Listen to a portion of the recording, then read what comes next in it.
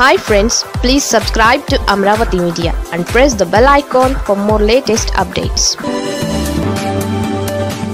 వైఎస్ఆర్ బాటలో జగన్ ఇక నిత్యం జనంలోనే. అధికారంలో ఉన్నప్పుడు జనంతో కలవడానికి ఇష్టపడని వైఎస్ జగన్ ఓడిపోయిన తరువాత తప్పులు ఎక్కడెక్కడ జరిగాయో గుర్తించారు. ఘోర ఓటమి షాక్ నుంచి ఆయన త్వరగానే కోలుకున్నారు. ఇంతవరకు పార్టీ నాయకులతో వరుస సమావేశాలు నిర్వహిస్తూ వస్తున్నారు. ఇకపై అపాయింట్మెంట్స్ లేకుండానే జనంతో కలవాలని నిర్ణయించుకున్నారు. ఇందులో భాగంగా ప్రతిరోజు ఉదయాన్నే జనంతో కలిసిన తర్వాతే నాయకులతో కలవాలని జగన్ నిర్ణయించారు. ఇందుకోసం తాడేపల్లిలో వైఎస్ జగన్ క్యాంప్ కార్యాలయంలో ఏర్పాట్లు చేస్తున్నారు. బ్యారికేడ్లు, ఎండకు ఇబ్బంది పడకుండా షామియానాలు రెడీ చేస్తున్నారు. అలాగే వచ్చిన జనానికి పెరుగన్నం, సాంబారుతో కలిపిన భోజనం తదితర ఆహారాన్ని అందజేయడానికి కూడా ఆలోచిస్తున్నారని తెలిసింది. గతంలో వైఎస్ఆర్ అధికారంలో ఉన్నప్పుడు ప్రతిరోజు ఉదయాన్నే గంట లేదా 2 గంటల పాటు సామాన్య ప్రజానికంతో కలుస్తూ వాళ్ళ వినతులు స్వీకరించేవారు. వీలైనంత వరకు వాళ్ళ సమస్యల్ని అక్కడికక్కడే పరిష్కరించేవారు.